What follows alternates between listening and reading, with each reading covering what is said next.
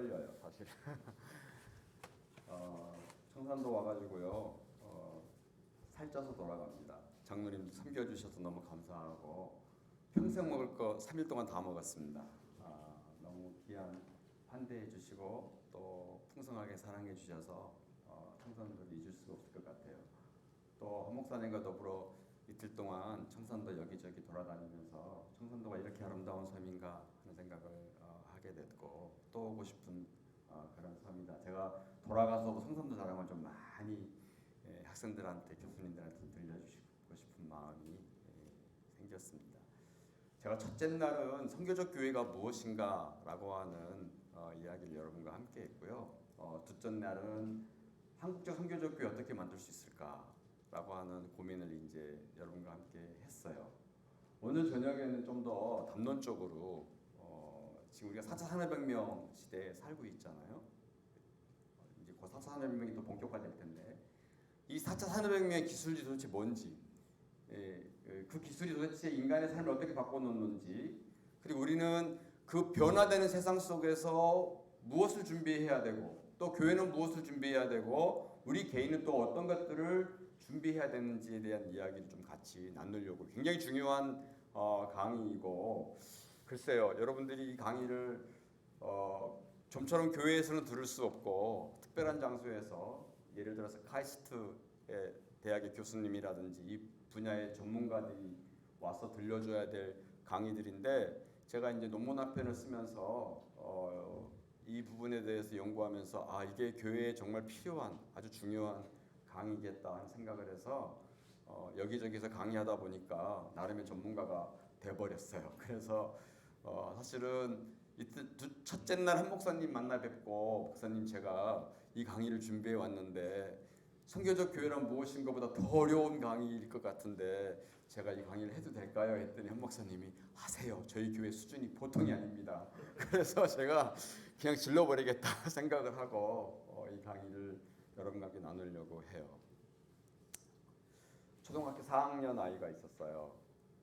4학년 아이가 있었는데 아주 신앙이 굉장히 예쁘게 성장하고 있는 아이가 있었는데 어느 날 교회에 가서 전사님 설교를 듣는데 전사님이 겨자씨만한 믿음이 있으면 이 산을 명하여 저 바다에 던지오라 해도 그렇게 될 것이다 라는 이 메시지를 듣게 된 거예요.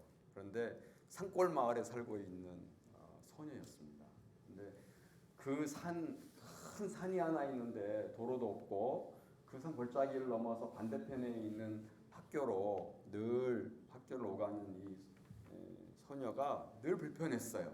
그런데 그날 주일날 전사님이 겨자씨만한 믿음이 있으면 이 산을 명하여 저 바다에 던지오라 해도 그렇게 될 것이다 라는 설교를 들려주니까 이 소녀가 듣고 아멘 한 거예요. 그러고 나서 이제 기도를 시작했어요. 하나님, 우리 집 앞에 큰 산이 있는데 그 산을 좀 저 바다로 옮겨주세요. 매일 기도하는 거. 학교 갔다 오면 기도하고 학교 갔다가 교회 들려서 기도하고. 이 부모님이 이제 시험이 들었어요. 그 아이 때문에.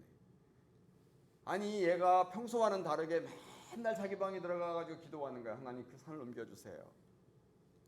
그래서 한 달 정도 기도하면 멈추겠지. 한 달이 돼도 더 열심히 기도합니다. 2달이 되면 멈추겠지. 기도를 계속하는 거예요. 그래서 이 부모님이 교회 목사님을 찾아와가지고 우리 아이가 어느 날 교회 가서 설교를 듣고 오더니 이상해졌어요. 골방에 들어가가지고 맨날 이 산을 명하여 저 바다에 던지오라도 그렇게 될 줄로 믿습니다 하고 기도하고 있는데 이걸 어떻게 하면 좋겠어요. 그래서 목사님이 전도사를 불렀어요. 도대체 주일날 무슨 설교를 했느냐 그랬는데 그 설교했다고 그러는 거죠.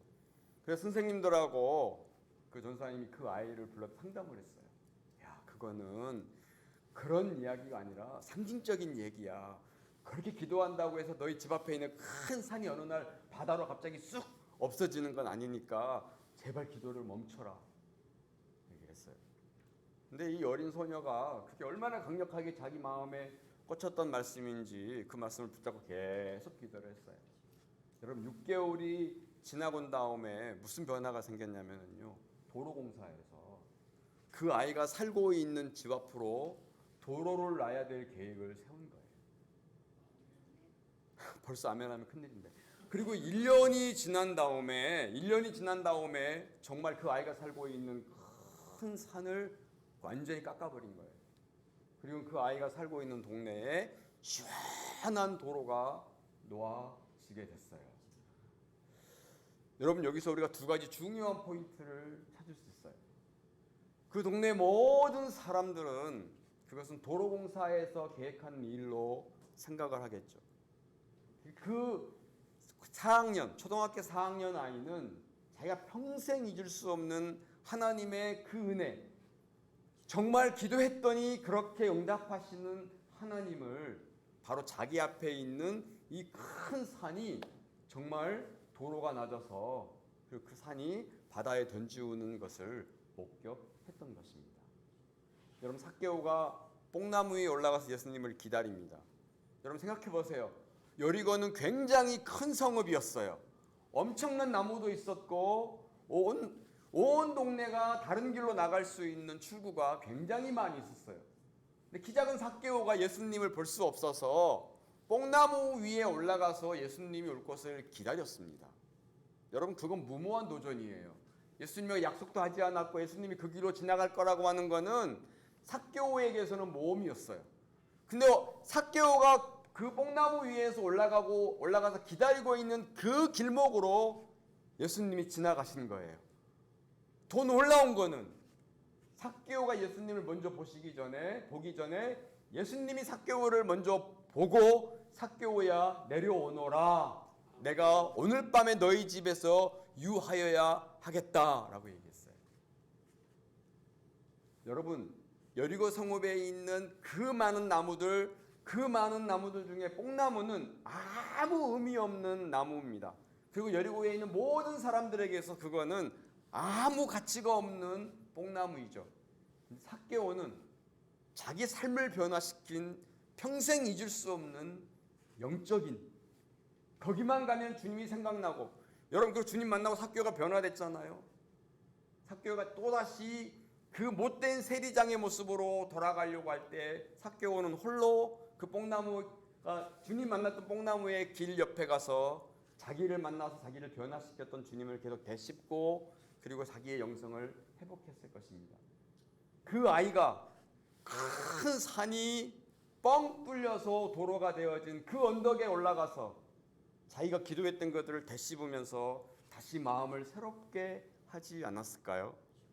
여러분에게도 주님을 만날 수 있는 장소가 필요합니다.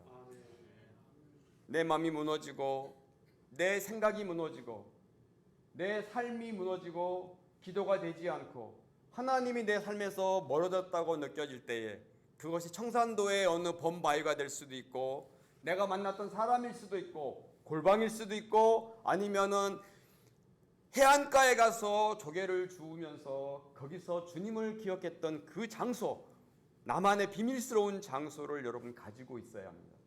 그래야 우리가 다시 주님을 다시 기억하고 내 영성을, 내 삶을 회복할 수 있는 기억장치가 필요합니다.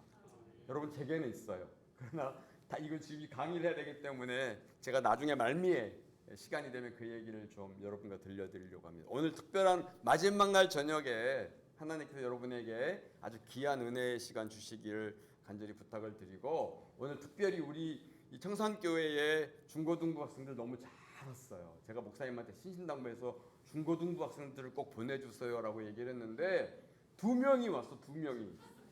야, 너희 2명은 이제 일당백으로 하나님이 세계적인 사람들로 쓰실 줄로 믿습니다. 아멘 해주세요, 여러분요. 네. 네. 그 2명 하나님이 정말 또 있네. 여기 다 있네. 아유 죄송해요. 오늘 중고등부 학생들 하나님이 부모 세대보다도 더 위대한 신앙의 사람들로, 세계 속에서 뛰어난 사람들로 하나님이 높여주실 줄로 믿습니다. 아멘. 그렇게 될 줄로 믿고 장로님들 기도해 주시고 권사님들 기도해 주시고 집사님들 기도해 주세요. 다음 세대가 중요합니다. 예. 오늘 그 다음 세대의 아이들에게 큰 도전이 될 수 있는 강의를 제가 오늘 심혈을 기울여서 한번 해보겠습니다. 이게 참 어려운 강의인데 선교적 교회가 무엇인가도 되게 어려웠는데 아주 제가 최대한 설명을 쉽게 하면서 중요한 얘기를 한번 해보려고 해요. 변화하는 세상 교회의 선교적 사명, 미래 목표의 전략과 방향 모색인데요. 우리나라 국민 중 10명 중에 7명이 이 강의를 듣고 싶어 해요. 4차 산업혁명에 왜 어떤 교육이 필요한가라는 것을 듣고 싶어 할 만큼 되게 중요한 강의 중에 하나입니다. 자, 오늘 제가 강의를 이렇게 하려고 그래요. 4차 산업혁명의 역사, 특징과 부상하는 기술들, 4차 산업혁명과 사회적 변화와의 도전들, 한국 목회에 무엇을 준비해야 될까? 이 한국 목회는 장로님들, 권사님들, 집사님들, 어른들에게 필요한 거야. 그러나 앞에 이야기들은 우리 중고등부 학생들이 꼭 들어야 되는 이야기이기 때문에 잘 들어요. 자, 누구예요? 이세돌이죠. 이세돌. 세기의 바둑 대결이 있었어요. 그렇죠? 여러분 고민해 보세요. 당시에 세계적인 바둑 1위가 중국의 키제였어요. 그렇죠? 당연히 IBM에서 만든 이 알파고하고의 대결은 키제하고 해야 했는데 왜 도대체 이 알파고는 이세돌을 선택했을까요?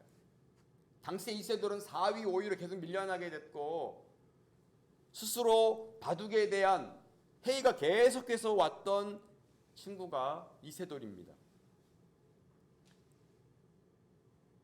그런데 이 알파고와의 대결을 도대체 왜 이세돌을 선택했을까 하는 거예요. 그리고 이세돌도 이 알파고와의 바둑 대결에서 내가 한 번은 질 수 있다. 한 번은. 그러나 전승은 못하지만 내가 6번 싸워서 5번은 이길 것이다라고 자신만만하게 대결을 했습니다. 근데 어떻게 됐죠?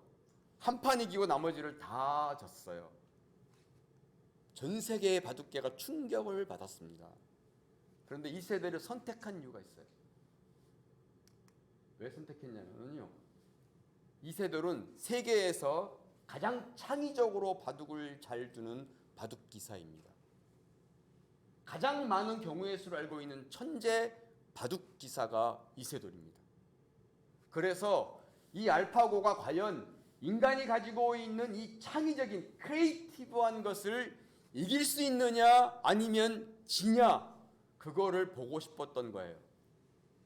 그리고 전 세계의 바둑 기사들이 이거는 아무리 탁월한 인공지능이라 할지라도 이 창의적이고 수만 가지의 경우의 수를 알고 있는 이 인간의 크리에이티브한 정신을 인공지능은 이길 수 없을 것이라고 장담했어요.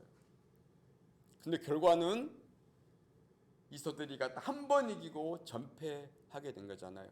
그 이후에 앞으로도 없을 것이고 이세돌 이후에도 없을 것이고 이세돌이가 유일하게 인공지능 AI를 이긴 처음이자 마지막 인간으로 역사에 남을 것입니다.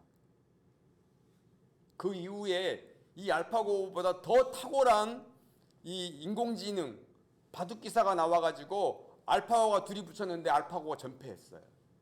그러니 얼마나 빠른 속도로 이 인공지능들이 스스로 딥러닝이 되어지고 스스로 자가 발전되어서 인간이 가지고 있는 지식보다 더 초월적인 지식을 계속해서 발전시키고 있는지를 우리가 적나라하게 볼 수가 있는 거죠. 여러분 4차 산업혁명이라고 하는 거는요. 여기 지금 제가 초록 해놨잖아요. 차세대 산업혁명이에요. 무슨 얘기냐면 우리 시대에는 전혀 없는 우리가 살아온 시대와 지금 살고 있는 시대까지는 전혀 경험해보지 못한 새로운 혁명을 우리가 4차 산업혁명이다 그렇게 정의를 내려요. 근데 그 4차 산업혁명은 뭐냐면은 인공지능, 제가 나중에 뒤쪽에 다 말씀드릴 거예요. 사물 인터넷, 그 다음에 클라우딩 컴퓨터, 빅데이터, 디지털 플랫폼, 모바일은 여러분 핸드폰이니까 다 알죠. 그 지능 정보의 기술의 비약적인 발전을 통해서 혁신적인 변화를 일으키는 차세대 산업혁명이에요. 무슨 얘기냐면 지금 우리 중고등부 학생들이 차세대 대상들인 거죠. 저 아이들은 이 4차 산업혁명의 새로운 기술 문화 속에서 자유자재로 학습하며 배워갈 것입니다. 자, 4차 산업혁명에 세 가지 핵심 요소가 있어요. 거기에는 다 초자가 들어가는데 초연결, 초융합, 초지능. 이건 제가 뒤쪽에서 다 말씀드릴 거예요. 4차 산업혁명이 뭐냐? 차세대 산업혁명이다. 그렇게 이제 기억을 해주시면 될 것 같아요. 자, 봐봐요. 자, 4차 산업혁명이라고 하는 이 용어를 제일 처음 사용한 사람이 누구냐면은 2016년도에 스위스 다보스라고 하는 곳에서 포럼을 했어요. 그 포럼에는요, 전 세계 과학자들, 기술자들, 그리고 국가 대통령들, 영향력 있는 사람들이 다 모여서 화두를 던지고 그 해의 이슈를 말해요. 근데 2016년도에 이 클라우드 슈밥 회장이 이제 우리 시대는 3차 산업혁명에서 4차 산업혁명으로 이미 넘어갈 것이고 그 포문이 열렸다라고 하는 선언을 하게 됐어요. 그래서 4차 산업혁명이 2016년도부터 시작이 되었습니다. 그런데 자, 19세기에 영국에서 일어난 산업혁명이에요. 이거죠. 물고기 한 마리를 잡으면 한 마리를 장로님한테 파는 정도의 생활이었어요. 그런데 석탄으로 인해서 굴러가는 증기기관이 발명되기 시작하면서 생산 라인이 새롭게 변화되어졌고 다량의 생산품을 더 빠른 시간에 다른 나라와 그리고 그것을 필요로 하는 곳에 자유자재로 유통할 수 있는 이 산업혁명이 일어나가지고 세상을 다 뒤집어 놨어요. 그게 1차 산업혁명이었습니다. 그리고 2차 산업혁명은 뭐냐면은 석탄으로 가던 것이 이제는 기름을 떼가지고 더 빠른 속도로 더 먼 지역까지 유통하는 유통이 새롭게 발전하게 된 것입니다. 그것이 이제 2차 산업혁명 그렇게 정의를 내릴 수 있어요. 그리고 3차 산업혁명은 뭐냐? 우리가 사용하고 있는 컴퓨터와 인터넷 그것이 3차 산업혁명이었어요. 장로님 하실 수 있으세요? 핸드폰 가지고서는 시계 가지고는 물건 배달 받을 수 있으세요? 장로님은 시장 바구니 들고 아마 재래시장 가가지고 물건 사오실 거예요. 그죠? 근데 장로님 자녀들은 어떻게 해요? 안방에서 다 쇼핑해가지고는 탁탁탁 클릭해가지고는 딱 누르면요 로켓 배송해가지고 다음날 아침 새벽에 우리의 먹을거리가 우리 집 앞에 딱 놓여 있어요. 여러분 세상이 그렇게 될 거라고 아무도 생각을 못했어요. 그렇잖아요? 이거는 그냥 우리가 볼 때는 너무 자연스러운 일이기 때문에 이것이 얼마나 빠른 속도로 1차 산업혁명에서 2차 산업혁명으로 3차 산업혁명으로 건너뛰면서 인터넷과 컴퓨터가 그게 발명되기 시작하면서 우리의 생산이나 우리의 유통이 상상을 초월할 정도로 빠르게 변화되어 있는 사실을 우리가 지금 현재 우리가 하고 있는 것들을 볼 수 있다는 거죠. 저는 아직도 시장 바구니 들고 재래시장에 가야 합니다. 조작을 잘 못해요. 근데 저희 아이들은요, 아빠 왜 이렇게 멍청해? 하고서는 다 쇼핑해가지고는 버튼을 눌러요. 그럼 다음날 아침 새벽에 자기들이 원하는 물건이 이게 여러분 가능한 일이에요. 주문을 했는데 밤 10시에 주문했는데 다음날 아침 새벽에 우리 문 앞에 물건이 와 있다는 거죠. 물론 그 안에는 굉장히 많은 사람들의 수고로움이 있긴 하지만은 그 많은 물건을 주문을 받아서 어떻게 일률적으로 필요로 하는 것에 정확하게 유통이 되냐라고 하는 것이죠. 이거는 인터넷과 컴퓨터가 아니면은 불가능한 세상이었다는 것이죠. 여러분 그런데 인터넷과 이 컴퓨터는요 우리의 플러그 인아웃에서 움직이는 한마디로 말하면 기술이에요. 우리가 플러그를 빼버리게 되면은 아무리 좋은 인터넷과 그 다음에 컴퓨터도 아무런 기능을 할 수가 없는 거예요. 그렇잖아요? 우리가 플러그를 딱 꽂으면 전기가 들어가게 되어지면은 우리가 자유자재로 쇼핑도 할 수 있고 인터넷을 통해서 다양한 것들을 우리가 구할 수도 있고 볼 수도 있잖아요. 그러나 플러그를 빼버리게 되는 순간 그 인터넷과 컴퓨터는 먹통이 되어버리는 것이죠. 그런데 4차 산업혁명은 무엇을 말하냐면요. 플러그 인아웃이 전혀 플러그 인아웃이 아무런 상관없이 인공지능이 스스로 학습하는 거예요. 스스로. 물론 처음 만들어 놓은 것은 인간이 기술에 의해서 만들어 놓았지만은 그 초보적인 기술에 의해서 만들어 놓은 인공지능이 스스로 학습해서 인간보다도 더 탁월한 지능을 가지고 살아가도록 변화시켜 놓는 세상이 4차 산업혁명이라고 하는 것입니다. 그래서 이렇게 제가 이제 인공지능을 만들어 놨잖아요. 서울 압구정동에 가면은요, 진짜 있어요. 인공지능 로봇이요, 커피를 내리는데 1분에 60잔을 내려요. 1분에 60잔을. 그런데 얘를 장로님하고 저하고 카푸치노를 시켜요. 카푸치노를 시키러 똑같은 카푸치노인데요. 그 인공지능이 장로님을 딱 스캔을 해 이렇게. 저하고 딱 이렇게 스캔하고 난 다음에 장로님이 저 달달한 걸 더 좋아하겠네. 그럼 장로님한테는 훨씬 더 달달하게 설탕을 더 넣고 저를 보고는 이 친구는 설탕을 덜 필요로 하겠다 그러면 덜 달게 해가지고 1분에 60잔을 내립니다. 압구정동에 있어요. 요즘 서울에서 제일 유명한 게 뭔지 아세요? 무인 가게, 무인 카페, 무인 슈퍼마켓. 우리가 상상할 수 없었죠. 과거에는. 이거는 빙산의 일각입니다. 빙산의 일각. 이미 인공지능들이 우리의 삶 안에, 우리의 인간의 삶 안에 얼마나 많이 들어와 있는지. 제가 3년 전, 4년 전에 서울에서 자가용을 몰고 호남고속도로를 달려갈 때요, 톨게이트를 지날 때 110km로 달리다가 30으로 줄여서 그 톨게이트인 사람에게 돈을 딱 지불하고 카드를 내고 제가 서울에서 왔습니다로 오면은 캐시를 받고 그리고서는 차가 광주로 내려왔었어요. 그런데 1년 전에요, 인공지능을 달아놨어요. 인공지능을. 놀라운 건 뭐냐면 제가 서울에서 왔다는 사실을 다 알아요. 그리고선 제 지갑에서 정확하게 13,000원을 딱 그 길을 통과하는 순간에 빼가버립니다.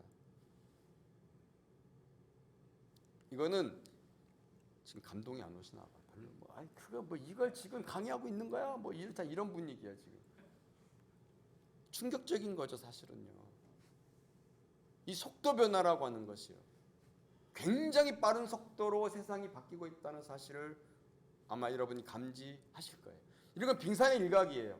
이런 거는 예를 들어서 자동으로 내 통장에서 돈을 가져가는 것이라든지, 쇼핑했는데 다음날 아침 새벽에 우리 문 앞에 와 있다라고 하는 거는 우리가 너무 쉽게 접하기 때문에 그것이 당연스럽게 여겨지지만은요, 과거와는 너무 다르게 너무 빠른 속도로 변화되어져 있는 것들을 우리 눈앞에서 목격할 수 있다라고 하는 것입니다.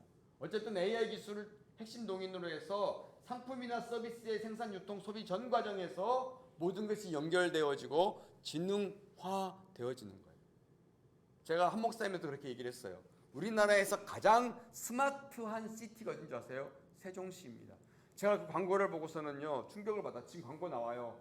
현대 엘리베이터 광고하는 거 보셨어요? 현대에서 만든 거. 옛날에는 그냥 엘리베이터 하면은요, 오르락 내리락 하는 엘리베이터만 광고했어요. 근데 몇 달부터인지 아니면은 작년부터인지 모르겠는데요, 엘리베이터를 타고 내려오는 동안에요, 이 사람이 몇 동에 살고 있는지, 그 사람의 차가 어디에 파킹되어져 있는지를 정확하게 엘리베이터가 다 읽어요.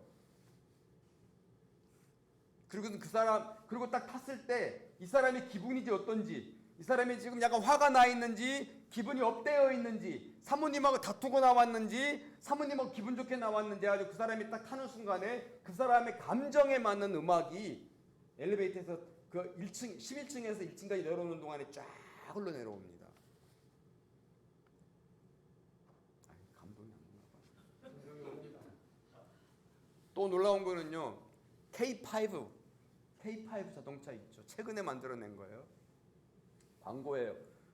아내가 운전을 잡고 있고요, 남편이 딱 탔는데 남편이 아내한테 그래, 여보, 그 가스레인지 안 끄고 왔잖아 하고 허겁지겁 당황스러워하고 있는데, 이 아내가 걱정하지 마 그러고 나서는 그 K5 차에게, 누리야, 집 안에 있는 가스레인지 좀 꺼줘.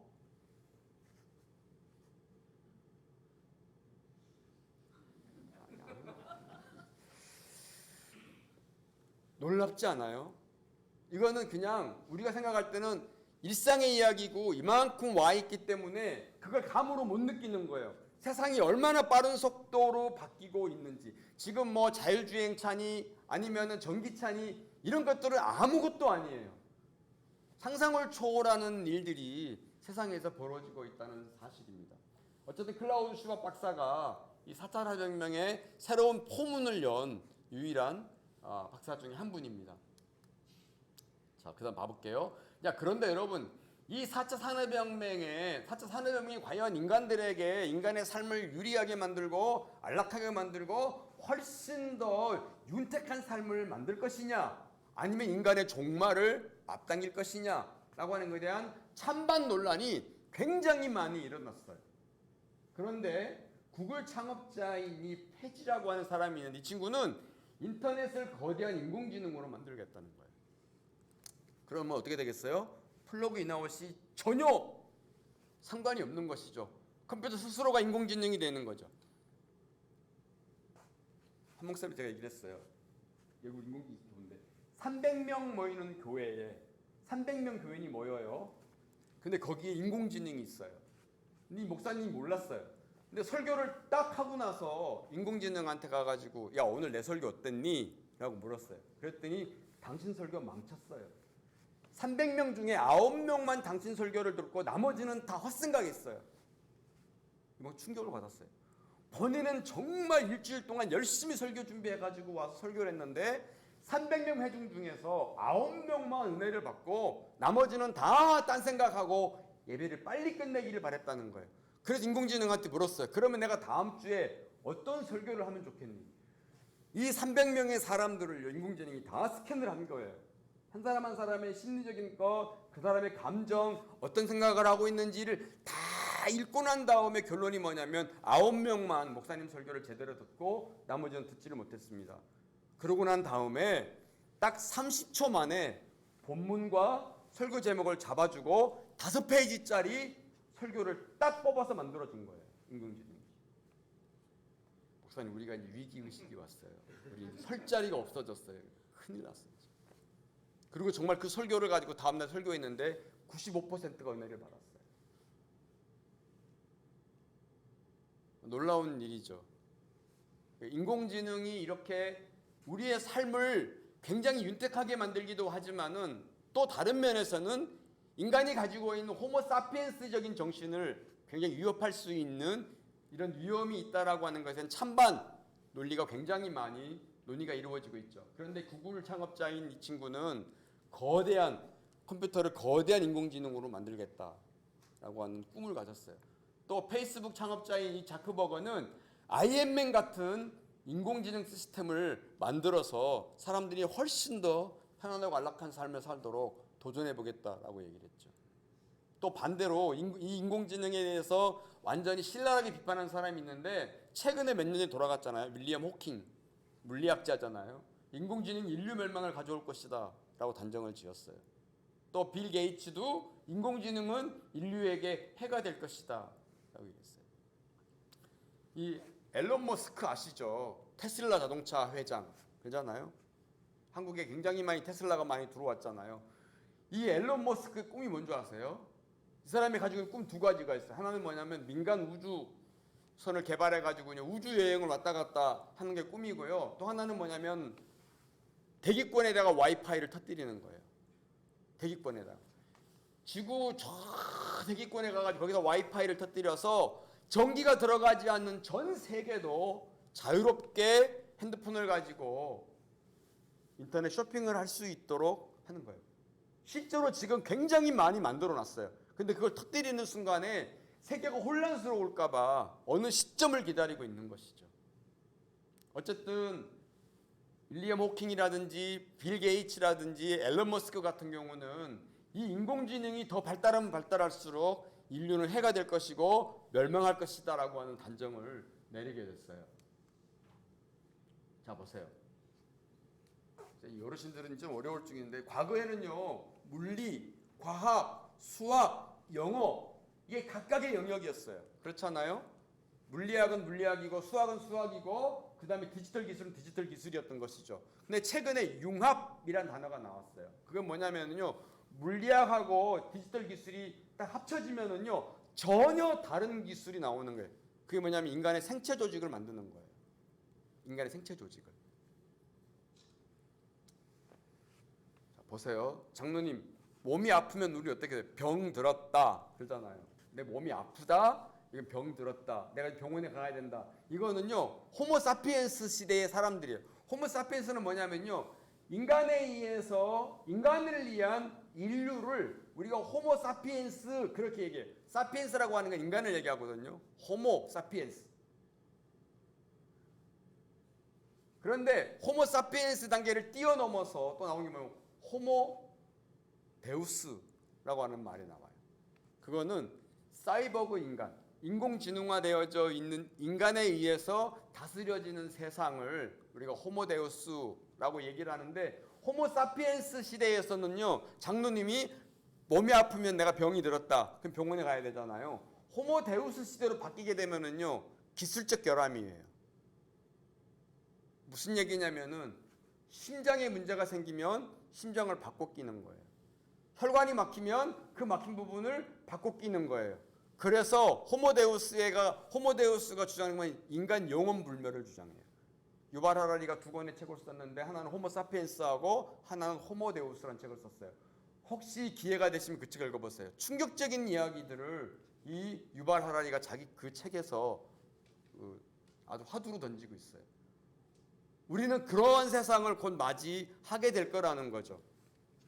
자, 이게 뭐냐면요.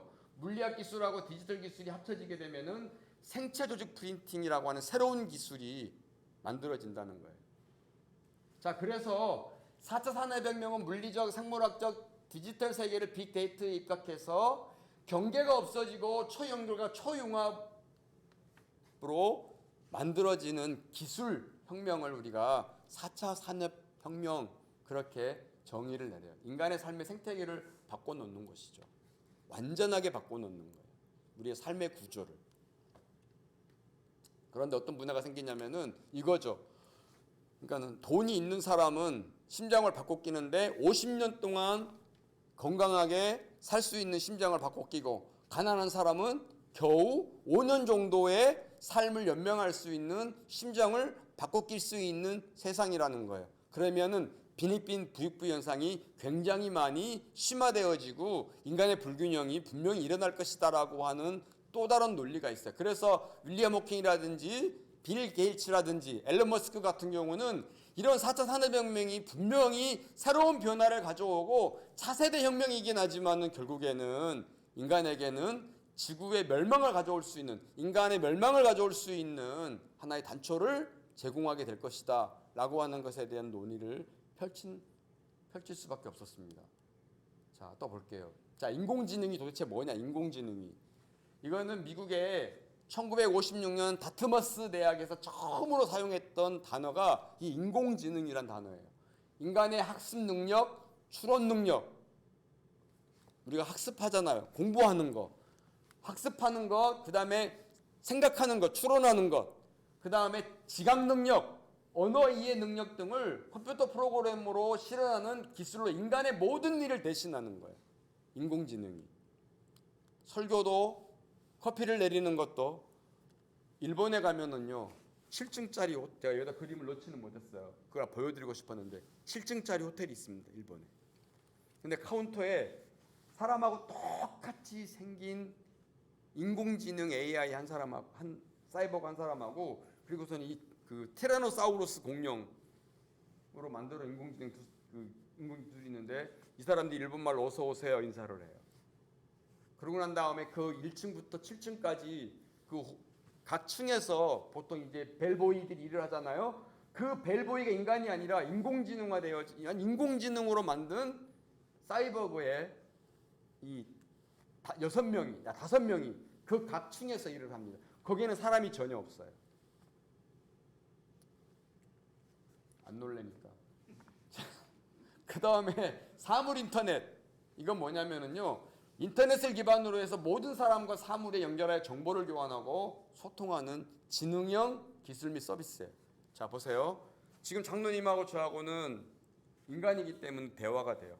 제가 무슨 말을 하는지 장로님 아시잖아요. 장로님이 말씀하실 때에 제가 들려요. 왜? 같은 인간이기 때문에. 그러나 내가 벽하고 이야기할 수 없어요. 벽은 내가 아무리 얘기를 해도 알아들을 수 없어요. 그런데 이 사물 인터넷이라고 하는 건 뭐냐면은 우리 눈에 보이지 않는 칩을 여기다가 딱 붙여놓습니다. 각각의 건물마다 다. 그러면은 사람과 사물이 대화해요.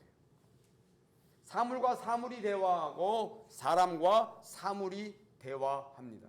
지금 우리가 스마트 시티라고 할 때는 누리야 전자레인지 꺼줘 라고 얘기하고 집에 들어갈 때에 핸드폰으로 딱딱딱 조작하면은 방 온도가 딱 사람이 가장 안락하게 수면에 취할 수 있도록 조작이 되어지고 쿠킹이 되어지는 정도의 시스템이 지금 4차 산업혁명이 그렇게 발전되어졌어요. 2025년이 되면 어떤 변화가 생기냐면 한 목사님이 자동차를 몰고요. 1km 정도 떨어져 있는 거기서 자동차를 몰고 아파트 7동이 있는 곳으로 지나가면 아파트들끼리 대화해요.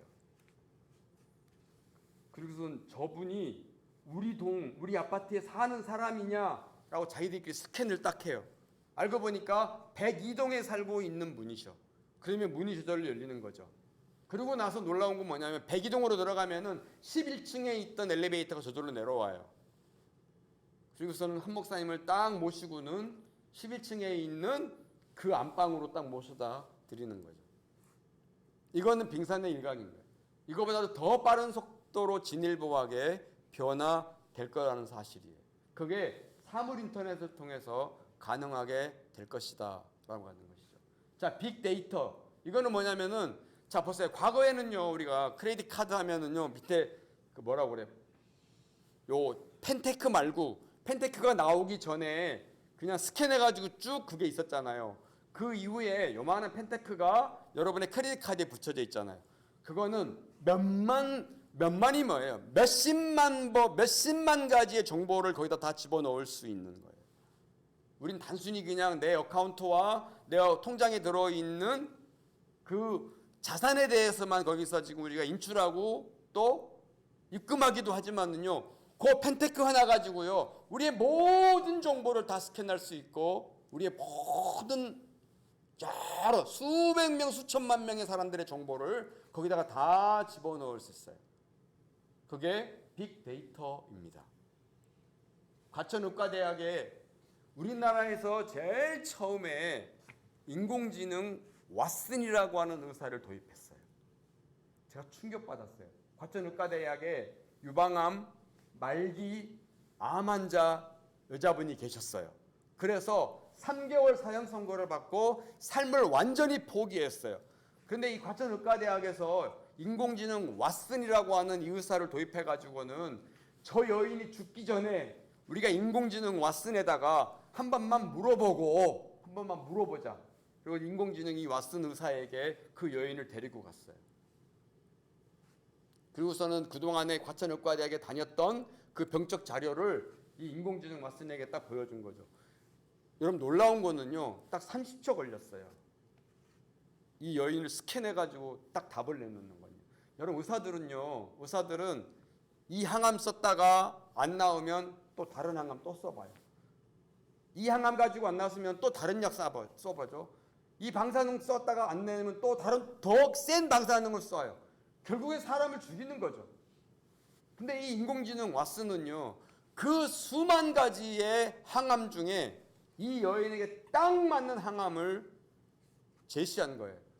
그리고 이 방사선 치료를 할 때 어느 각도에서 어떻게 방사선을 쬐면 이 여인의 건강한 세포가 하나도 상하지 않고 나을 것이다 했어요. 근데 과천의과대학의 7명의 수석 의사들이 모여가지고 반신반의했던 것이죠. 정말 이 왓슨이 내린 처방이 우리가 별것을 다 해봤는데 결국에는 3개월 사형 선고를 받은 여인을 고칠 수 있을까? 어떤 일이 벌어졌을 것 같아요? 그 여인이 살았습니다. 여기서는 좀 이렇게 얼굴이 환해지고 좀 희망이 생겨야 되는데 희망이 별로 안 나와요. 살았어요. 그래서 이 인공지능 왓슨이 도대체 어떤 의사인가를 여러분 제가 리서치를 했어요. 상상을 초월했습니다. 자, 인공지능 왓슨 보세요. IBM F 슈퍼컴퓨터인데요. 의학저널이에요. 의학저널. 전 세계에 존재하는 의학저널 전문 문헌 290종을 공부했어요. 전 세계 그 어떤 의사도 이건 불가능한 거예요. 여러분 그런데요, 만약에 이 290종 의학저널 전문 문헌을 290종을 한 의사가 공부하는 데는요, 아마 평생 죽어도 공부를 못해요. 근데 1년 만에, 단 1년 만에 이 인공지능 왓슨이 마스터한 거예요. 또 하나는 뭐냐면요, 의학전을 290종만 아니라 의학교과서 200종을 다 공부했어요. 여러분이 상상이나 됩니까? 그리고 전문 자료 1200만 쪽을 다 마스터했다는 거죠. 2012년 미국 메모리얼스 엔캐리터링에서 이 레지던트를 시작했어요. 인공지능이. 의과대학원론 사람이 레지던트를 한 것이 아니라 인공지능 왓슨이 본인이 공부한 걸 가지고, 임상을 가지고 그 환자들을 돌봤다는 거죠. 제가 이거를 연구할 때는 2017년도에 자료를 썼기 때문에 그때 자료로는요, 2018년이 되면은 암의 85%를 완전히 분석할 것이다라는 결론을 내렸어요. 지금은 아마 인간 안에 몸 안에 있는 모든 암을 인공지능 왓슨이 완벽하게 스캔해낼 거예요. 상상을 초월하는 일들이 여러분 실제로 일어나고 있다는 것입니다. 자, 또 하나는요. 여러분 스티븐 잡스가 뭘 발명했죠? 중고등 박사님, 핸드폰. 그러잖아요. 우리 중고등 학생들은 삐삐가 뭔지 모를 거예요. 삐삐. 우리는 삐삐 세대야. 삐삐 세대. 사랑하는 여인이 있어도 삐삐 연락이 안 되면 만날 수가 없어. 삐삐다 문자 보내서 읽으면 공중전화 박스 가가지고 전화해가지고 야 순이야 만나자 그래야 만나였어. 우리 그렇게 연애했어. 우린 삐삐 세대. 삐삐가 나왔을 때도 모토로라를 살까 삼성을 살까 제일 좋은 게 뭐냐고 막 가가지고서는 서로 줄 서서 샀던 세대가 우리 아버지 어머니 세대. 그런데 중고등부 애들 이 세대로 딱 넘어가면서 스티브 잡스가 핸드폰을 발명하게 된 거죠. 그리고 핸드폰으로 인간의 모든 것을 처리할 수 있도록 아주 혁명적인 일을 스티브 잡스가 그 일을 하게 된 것입니다. 전 세계 사람들이 사용하고 있는 정보와 통신 도구가 여러분 이 스마트 미디어예요. 역사상 가장 빠른 속도로 사람의 삶을 변화시킨 기술이에요. 그렇지 않아 여러분요? 지금 핸드폰 하나면은요 모든 것을 다 해결합니다. 단순히 물건을 사고 팔고 로켓 배송하고 쿠팡에다가 딱 보내가지고 물건을 받는 그 정도가 아니고요. 이거 가지고 내가 밥도 지을 수 있고 온도를 측정할 수도 있고 우리 집안에 있는 모든 것들을 다 처리할 수 있을 만큼 정말 전 세계 역사상 가장 빠른 속도로 사람의 삶을 변화시키는 기술이 이 스마트 미디어입니다. 2015년 국내 스마트 가입자가 4,450만 명이었어요. 2020년이 되면 국민의 90%가 다 이미 다 스마트폰을 사용할 것이라는 거예요. 제가 진짜 놀랬던 거는요. 제 집 앞에 어린이집이 있어요. 3살짜리 아이에게 거기서 자기 집에서 그 유치원까지 가는 동안요. 이 스마트 미디어를 틀어주고요 가고 있어요. 3살짜리 아이. 이미 3살짜리 아이는요. 스마트폰 시대에 살고 있다라고 하는 것이죠. 스마트 미디어는 전 세계를 초연결 사회가 되도록 했다는 사실이. 작년에 생각해 보세요. 내가 카톡을 보냈는데 어떻게 미국 사람이 바로 받아 답을 줄 수 있어요? 이 상상이 돼요? 이메일을 보내가지고 저기서 읽었는지 안 읽었는지도 모르고 이메일이 답이 와야 일을 처리하는 시대에 살았던 우리가 스마트폰에다가 문자 보내면은 낮밤이 바뀌어 있는 미국에서 바로 답이 와. 1초 만에 답이 옵니다. 굿모닝 그러면 저기서 굿애프터눈 하고 인사가 온다니까. 이게 말이 되는 세상이 여러분요. 우린 너무 자연스럽기 때문에 에이 이게 무슨 강의야. 벌써 장로님 아들이 눈을 부릅뜨고 내가 오늘 괜히 왔다. 신사와 아가씨 드라마나 볼걸. 지금 그러고 있어요. 에이 목사님이 전화해서 오라니까 왔는데 너무 재미없어. 지금 저걸 강의하고 있어. 우린 이미 그 세계에 살고 있고 너무 자연스러운 현상인데 근데 우린 충격이에요. 우린 삐삐 세대이기 때문에 상상을 초월하는 거죠. 그리고 이 핸드폰은요 스마트 홈을 만들었어요. 그리고 스마트 워크를 했어요. 제가 나중에 이제 너 그거 알아? 메타버스 해가지고는 제페토 알아 몰라? 제페토를 몰라? 섬에 산다고 지금 자랑하고 있어.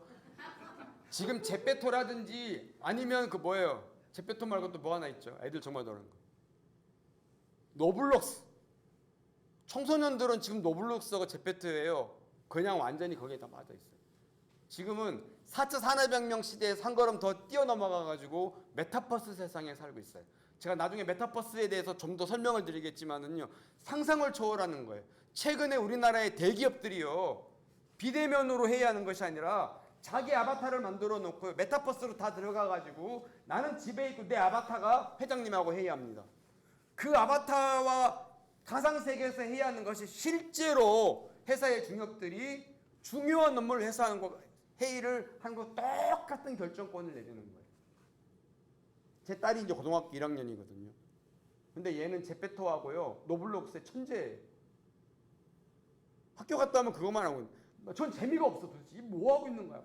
혼자서 여행을 다니고 자기 아바타를 순식간에 막 원하는 대로 바꿔놓고, 그러고 나서는 쇼핑도 하고 자기 친구들끼리 다 모여서 회의도 하고 여행도 다니고 아바타에. 또 하나는 최근에요, 구찌 있죠. 여러분 구찌 옷이 얼마나 비싸요? 한 벌에 200만 원, 300만 원 하는데 여기서 그 옷 입고서 횡성도서 돌아다니실 분 아무도 없을 것 같아요. 그런데 여러분요, 그 메타버스에다가요 구찌 옷을요 2만 원, 3만 원에 쇼핑해요. 그리고서는 자기가 현실적으로는 그 구찌 옷을 입어보지 못하는데 자기 아바타에다가 구찌 옷을 입히는 거예요. 그리고서는 그 아바타 세상에서 나는 부유한 사람이라는 거를 그 옷으로 드러내고 자랑해요. 이게 아무것도 아니지만은요, 현실과 가상의 경계가 완전히 무너져 가지고요, 내가 현실에 있는지 가상의 세계에 있는지를 전혀 구별할 수 없는 세상에 이제 우리가 살게 될 거라는 거예요.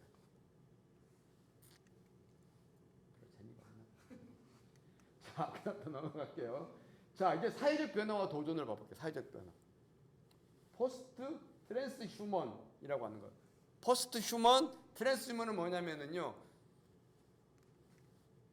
자, 이제 얘기해 볼게. 엄마하고 아빠가 결혼을 해가지고 아이를 낳았어요. 그러면 그거는 생물학적으로 태어난 아이예요. 괜찮아요? 그건 생물학적으로 하나님이 창조한 생물학적인 아이란 말이에요. 그런데 포스트 트랜스휴먼이라고 하는 거는요, 생물학적으로 탄생한 아이가 아니라 인공지능화 되어져서 만든 사람이에요.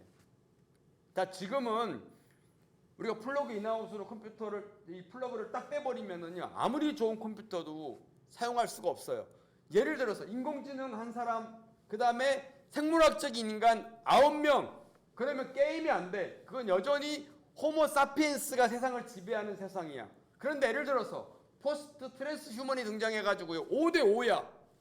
생물학적인 인간 5명, 그리고서 기술자들이 만들어낸 인공지능 사이버그 5명, 이렇게 함께 공유하며 살고 있는 세상에서 어떤 변화가 생기냐면요, 생물학적인 인간하고 인공지능인 이 사이버하고 연애를 합니다. 결혼을 해요. 상상이나 할 수 있겠어요? 예를 들어서 우리 인간의 지능보다도 더 초월적인 지능을 가지고 있고 진짜 탁월한 지적 능력을 가지고 있는 이 사이버그가 한 목사님 찾아와가지고, 목사님, 제가 한 목사님 교회에 등록하고 싶습니다.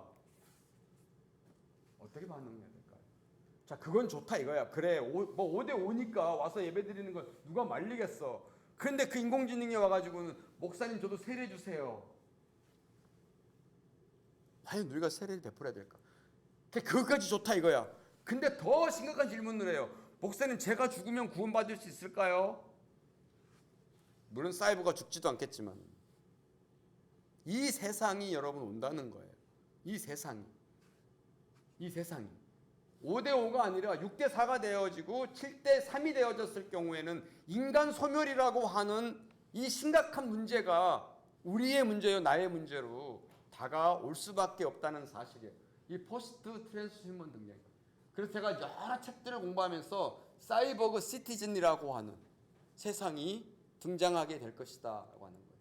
이건 뭐냐면은요, 인간을 뛰어넘어 존재하는 신인류를 뜻하는 거예요. 포스트 휴먼이라고 하는 거는.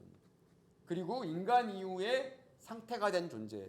생물학적인 존재가 아니라 과학자에 의해서 만들어 놓은, 기술에 의해서 만들어 놓은 사이버그인데, 그 사이버그가 전기의 플러그 인아웃이 아니라 한번 만들어 놓고 나면 스스로 학습해가지고 인간보다 훨씬 더 탁월한 지적인 능력을 가지고 판단하고 추측하고 그 다음에 인간보다도 더 탁월한 삶을 사는 존재, 그게 사이버그 시티즌이다라고 하는 것입니다.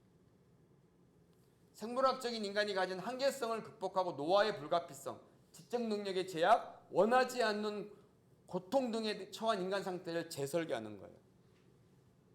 그러니까는 예를 들어서 우리가 지금 느끼고 있는 고통이나 고난이나 아픔이나 병들었다라고 하는 이 개념이 완전히 사라져 버린다라는 거죠. 장로님은 병든 게 아니라 기계적 결함이 생긴 거예요. 기계적 결함. 그럼 그 기계적 결함을 바꾸면 돼요. 그러면 어떻게 되겠어요? 영혼 불변의 인간이 되는 거예요. 죽지 않아. 심각한.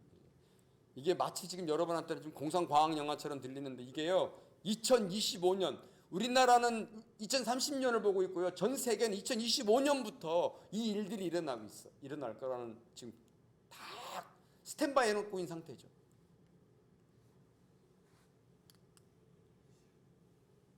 자, 포스트 트랜스휴먼을 좀 설명해 볼까요? 장신대 윤철호 교수님이 뭐라고 말했냐면요. 이 비유기물 공학이라고 하는 거는요. 여러분 사람은 뭘로 이루어졌어요? 세포로 이루어졌어요. 세포. 그러잖아요. 세포로 이루어졌다는 거예요. 자, 우리가 사람이라고 말할 때 그 사람은요. 엄마의 난자와 아빠의 정자가 만나서 그 두 사람이 가지고 있는 세포의 여러 가지 분열을 통해서 10개월 동안 엄마 뱃속에 있다가 태어난 그걸 우리가 사람이라고 그렇게 말해요. 그 호모 사피엔스 그렇게 말하는 거죠. 그런데 이 포스트 트랜스휴먼이라고 하는 건 비유기물 공학이에요. 과학 기술에 의해서 출현할 인간화된 기계예요.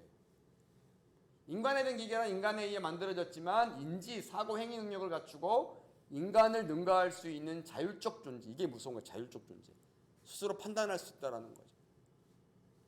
가능성이 있는 인공지능 컴퓨터 로봇을 우리가 포스트 휴먼 아니면 또는 트랜스 휴먼이다 그렇게 말하는 거죠. 그리고서 이 새로운 뇌를 만든다라고 하는 레리 커즈와이라고 하는 이 학자가 이 새로운 뇌를 만든다는 책을 썼는데 2045년이 되면 2045년 아마 다 살아계실 분이 다 살아계실 거예요. 2045년이 되면 인간의 수명을 무한히 연장시킬 수 있게 되고 인간과 같은 사고와 판단을 내리는 인공지능이 등장하게 될 것이다 라고 분석을 했어요. 이 책에서 2045년.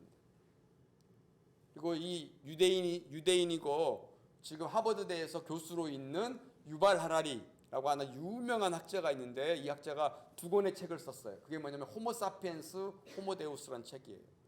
호모 사피엔스는 지금까지 인간의 삶이 이게 호모 사피엔스예요. 우리 지금 호모 사피엔스 태어났어요. 삐삐 세대이고 핸드폰 세대인 거죠.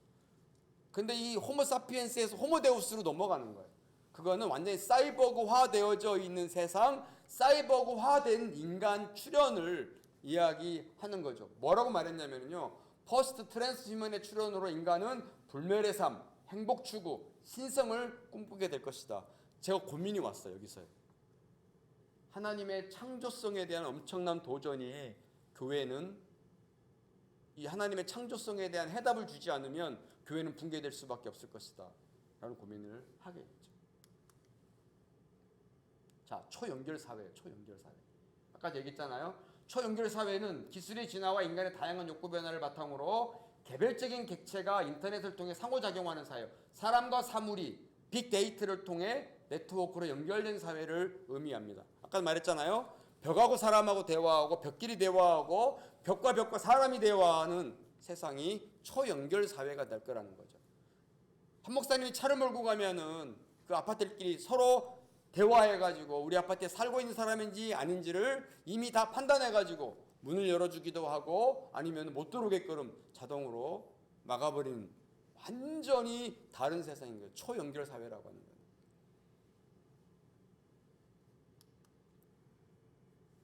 자, 잘 보일지 안 보일지 모르겠는데 2025년이 되면은요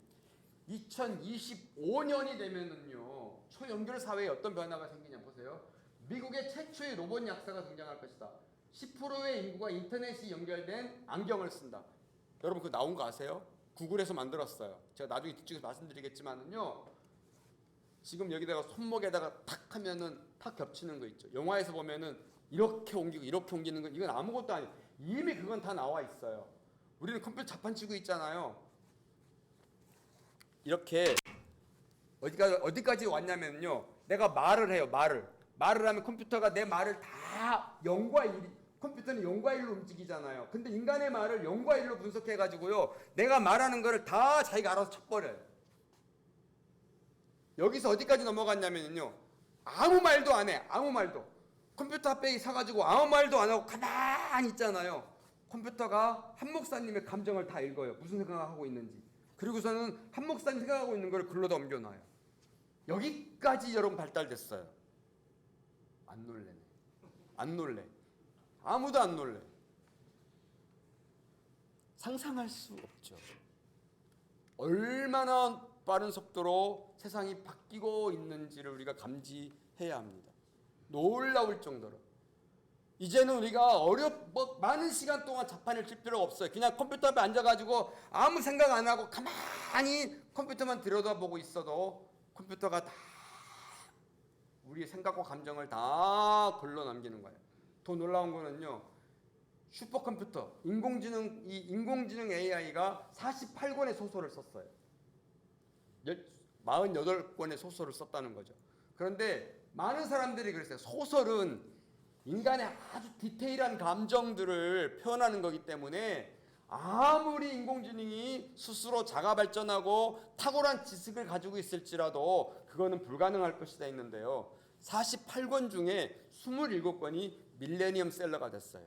100만 권이 넘게 팔렸다는 거예요. 근데 사람들이 그게 인공지능이 쓴지를 몰라요. 아주 심리적이고 범죄 관련돼요. 범죄 심리 소설 같은 거 있잖아요. 얼마나 거기 디테일합니까? 소설 자체가. 아주 심리적인 변화들이 굉장히 많이 나오는데 그러한 소설들 48권 중에 27권이 베스트셀러가 됐다는 사실이에요. 과연 놀랄 만한 일인 거죠. 자, 또 보세요. 3D 프린터로 제작한 자동차가 최초로 생산된다는 거예요. 이젠 건축학과 가면 안 돼. 건축학과 가면 인생 망해. 알았지? 회계사 인생 망해. 영어 선생님, 죄송한데 영어 선생님 인생 망해. 수학 선생님 인생 망해. 이제는 옛날에는 뭐 사자 돌아가는 사람은 결혼 우리 집 사위로 삼는 게 꿈이었잖아요. 뭐 판사, 의사, 목사도 되죠.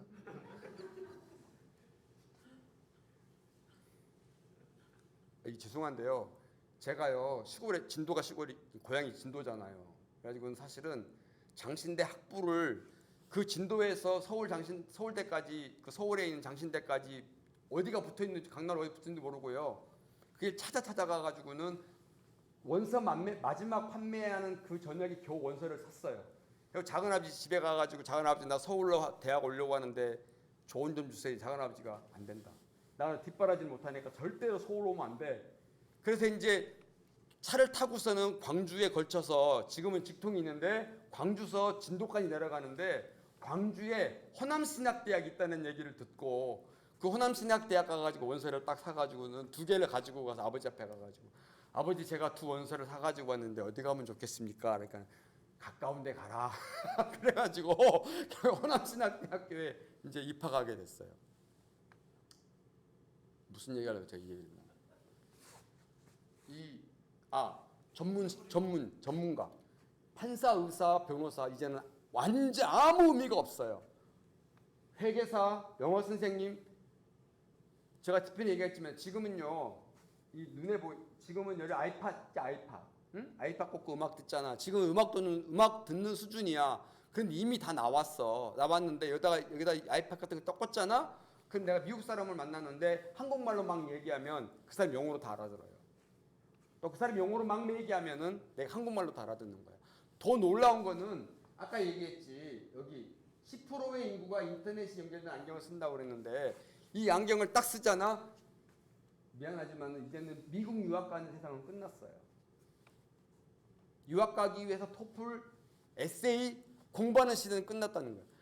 이렇게 하면 이제 우리 영어 선생님들 다 쫓겨날 수도 있는데 여기서 무슨 얘기냐면은요, 이 구글 안경을 딱 쓰잖아요. 그러면 내가 구글 안경을 딱 쓰는 순간 미국에 있는 그 유명한 하버드 대학이 내 앞에 딱 펼쳐져 있는 거야. 똑같이. 그냥 가상이 아니라 완전히 내가 미국 유학 가가지고 하버드대에서 공부하고 있는 학생과 같이 똑같은, 이게 현실인지 꿈인지 가상인지 현실인지 구별이 안 될 정도로 내가 경영학을 공부하고 싶어. 그러면 미국의 그 유명한 하버드 대학의 경영학 교수가 강의를 해요. 근데 내가 영어를 한마디도 못해. 이거를 딱 꽂고 있잖아요. 그 유명한 미국의 하버드 대학의 경영학 교수가 영어로 얘기하는 거를 내가 한국말로 다 들을 수 있다는 거예요. 40개 언어가 자유자재로 소통할 만큼 발전이 됐습니다. 이제는 우리 청소년들은 생각을 되게 잘해야 돼. 그러니까 단순히 이 대학의 간판이 아니라 어빌리티가 되게 중요해요. 앞으로는 어빌리티가 나의 능력. 그리고 나 그건 나중에 또 얘기할게요. 또 보세요. 인구의 90%가 스마트폰 사용할 것이고 인구 90%가 언제 어디서나 인터넷 접속이 가능하다. 더 놀라운 거는요. 보세요.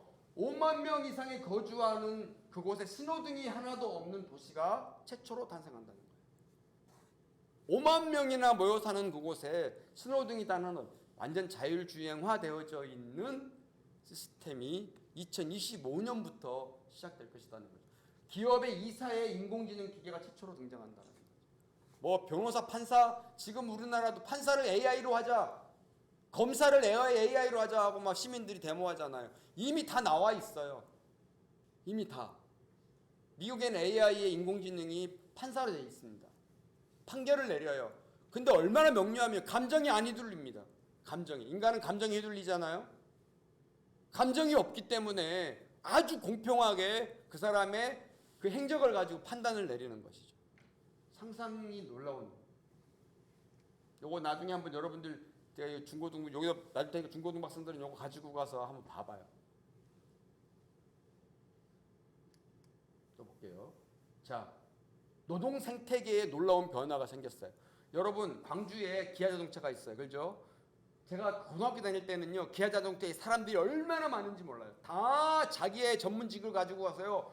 다 달라붙고요. 자동차 한 대를 만들어냈어요. 여기 사람이 하나가 없어요.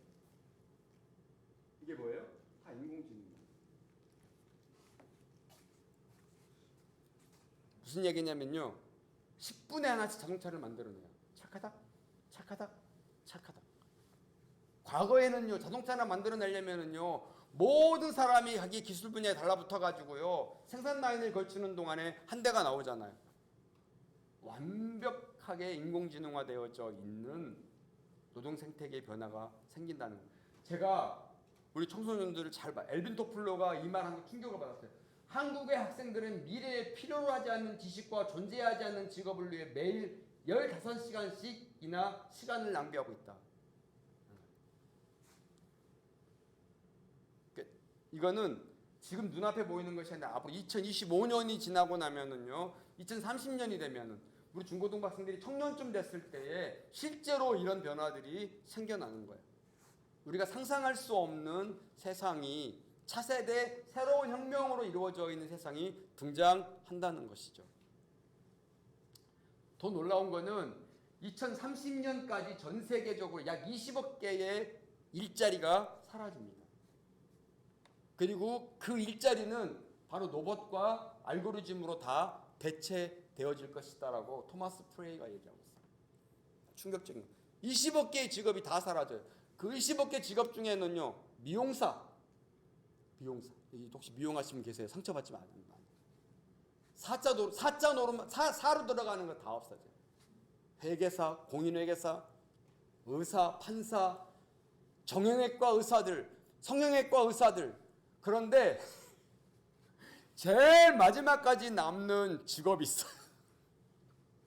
그것도 이제 다 사라지겠지만은 이제 제가 그 자료들이 있는데요. 예를 들어 연도별로 예를 들어서 2030년에 사라질 직업, 2032년에 사라지는 직업, 2040년대 사라지는 직업 굉장히 많이 나. 20억 개 직업이니까 제가 분석을 다 했거든요. 사람의 심리를 다루는 거 있잖아요.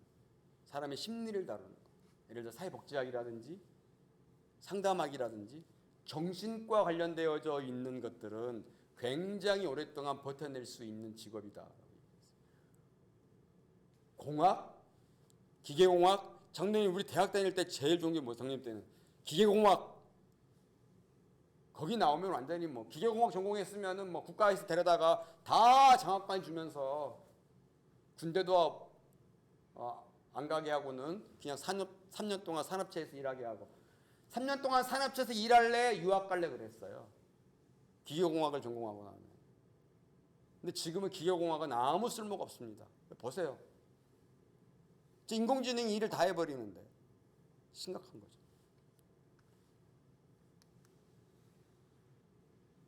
자, 인간이 할 수 있는 일을 기계가 90%가 담당할 것이 되겠어요. 전문직 시대는 이미 종말을 고했으며 새로운 산업의 변화에 편승되지 않는다면 인간은 도태되거나 소외를 경험하게 될 것이다. 테일러 피어슨이 얘기했어요. 명견만리, 이거를 여러분 우리 어머니 아버님은요 자녀들에게 서점에 가가지고요 명견만리라는 책을 꼭 선물해 주 자녀들한테. 그게 4권으로 나왔어요. 5권인지 제가 3권까지 나왔을 때 사서 봤거든요. 5권까지 나왔는데 그 5권을 다 사가지고요 생일 선물로 주고 그걸 다 읽으면 내가 너한테 10만 원을 주겠다 그렇게 하세요. 중고등학생들 반드시 읽어야 돼. 명견만리라고 하는 책. 그 명견만리 그 책에 제 3권에 뭐라고 나왔냐면요. 세계에서 가장 많은 노동력을 로봇으로 대체하는 나라가 어디냐? 대한민국이에요. 심각한 거죠. 심각한 거. 은행원 이제는 아무 의미 없어요. 지금 우리나라의 그 무슨 은행이죠? 시티은행이 문 닫습니다. 계속 저한테 문자가 와요. 문 닫을 거다. 그 유명한 시티은행이 문 닫아. 우리나라 철수예요. 은행의 사람들이 지금 다 명예퇴직 다 해가지고는 4억에서 5억을 줄 테니까 퇴직해라 해가지고는 굉장히 많은 사람이 퇴직을 했어요. 왜냐하면 더 이상 은행이 필요 없는 거죠. 다 무인 로봇들이 다 처리해버리잖아요. 슈퍼마켓 점원들 다 없어져요. 이제는 아무 의미가 없는 거예요. 그런 거 관련되어져 있는.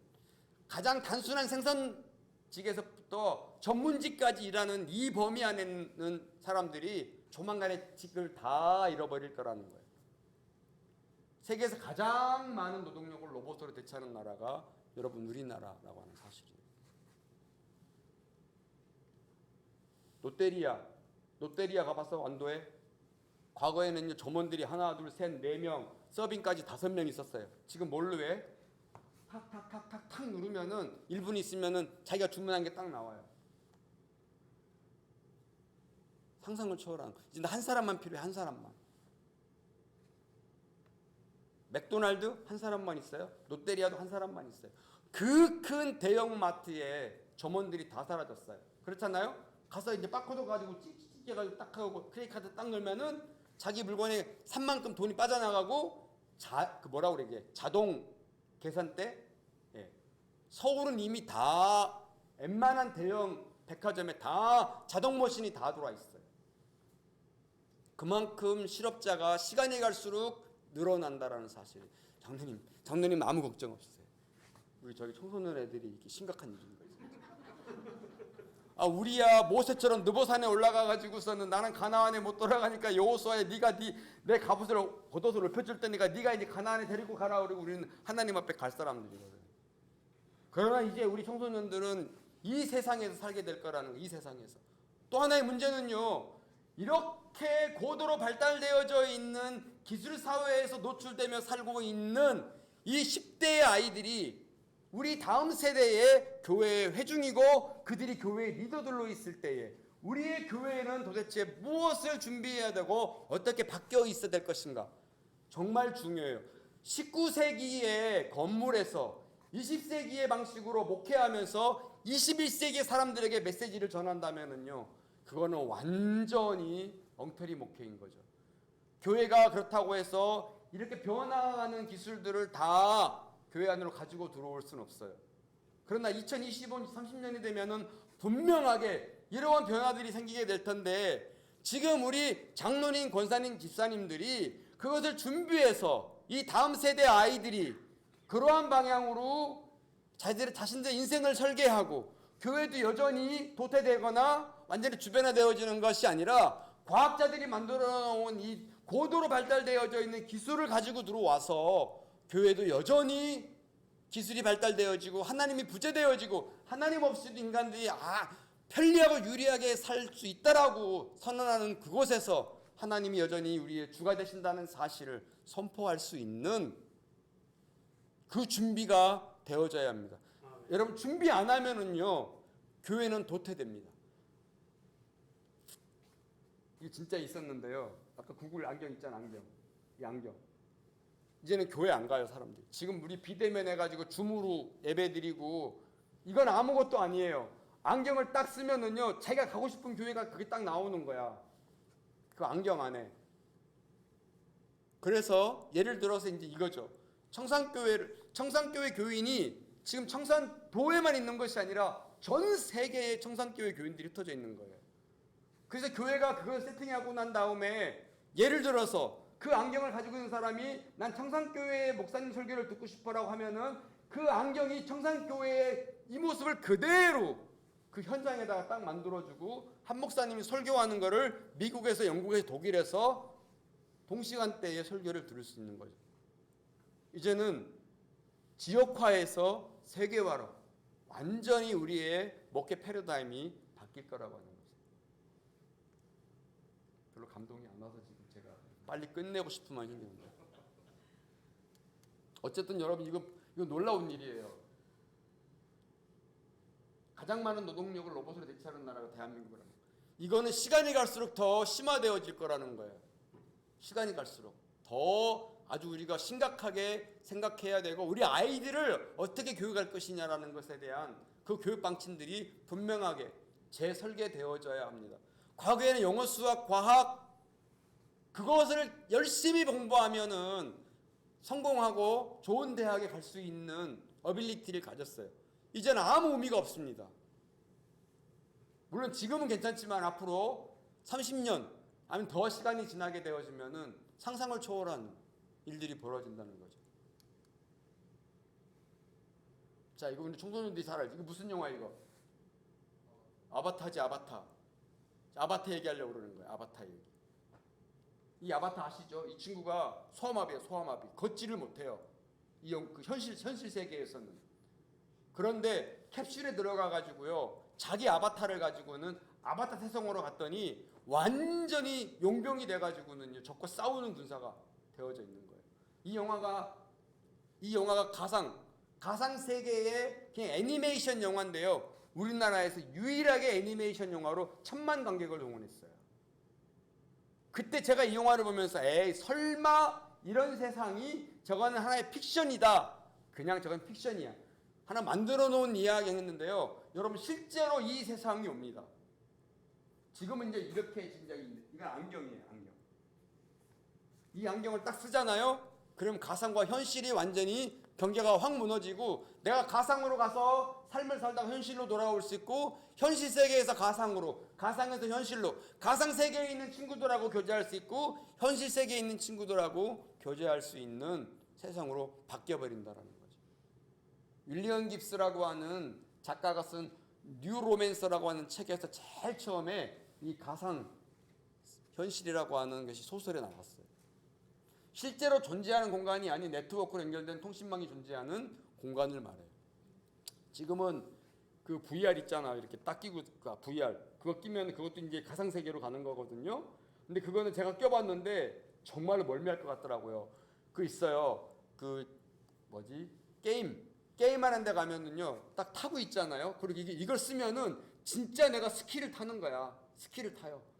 그거 타고 제가 멀미 직전까지 갔었어. 죽는 줄 알았어요. 완전히 제가 스키를 타고서는요 활강하고 있어. 똑같이 이 VR 이걸 딱 끼고요.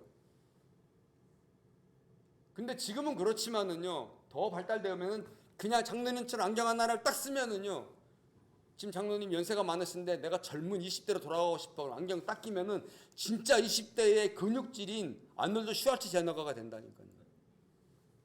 그리고 가상 세계에서 그게 가상 세계이지만은 가상과 현실의 구분이 전혀 없는 세계에서 삶을 영위할 수 있어요. 또 뭐가요?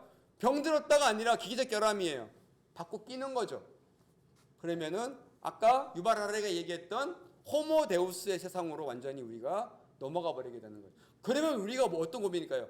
이 세상은 하나님이 창조하셨다라고 하는 그 하나님의 창조성에 대한 엄청난 도전을 교회가 받을 수밖에 없는 또 다른 위기가 온다라는 사실이에요. 자, 이게 아바타 세상이에요. 가상과 현실의 경계가 완전히 무너지는 거죠. 사용자의 실제 세계에 대한 감각은 폐쇄되고 대신 컴퓨터를 통해서 만들어낸 환경을 제공받고 가상의 공간에서 삶을 영위하는 거예요. 자, 여러분 보세요. 우린 전화로 친구한테 전화해가지고 야 만나자 해서 가서 만났어요. 요즘 애들 안 그래요. 세상에. 장로님, 제가요 어느 날 카페에 들어갔는데 한 60쯤 돼 보이는 노부부 두 사람이 딱 들어왔어요. 그래서 우리하고는 완전히 더 연세가 많기 때문에 이 부부가 커피를 딱 시켜놓고요. 완전히 두 분이 30분 동안 다른 삶을 살다가 나가더라고요. 무슨 얘기냐면 대화 한마디도 안 해요. 자기 부인한테 카톡으로 여기서 카톡으로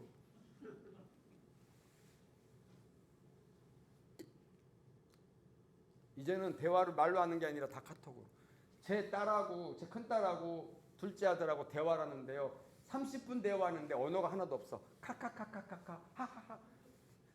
저는 그게 뭔 말인지도 모르는데 제 큰딸이 카카카카 해놓으니까 제 아들이 하하하로 답하더라고요. 좀 있다가 눈물 띠띠띠띠 해놓더니 또 카카카카로 대화해요. 그거를 자기들이 자유자재로 언어를 다 이해해요. 제 막내가 어느 날 와가지고 제가 도무지 알아들을 수 없는 언어로 저한테 얘기를 해요. 그게 뭐냐면 청소년들이 사용하는 언어 있지 무슨 얘기인지 모르는데 단어를 갖다 긴 단어를 하나로 두 개로 합쳐가지고서는 붙여서 아빠하고 대화 못 알아듣겠어요. 무슨 말인지. 왜냐하면은 이제 청소년 젊은이들은요 대면에서 만나는 것보다도 가상 세계에서 친구들하고 대화하는 걸 훨씬 더 편안하게 삶을 영위하는 세대로 바뀌었어요. 이건 교회가 준비해 줘야 돼요. 교회가.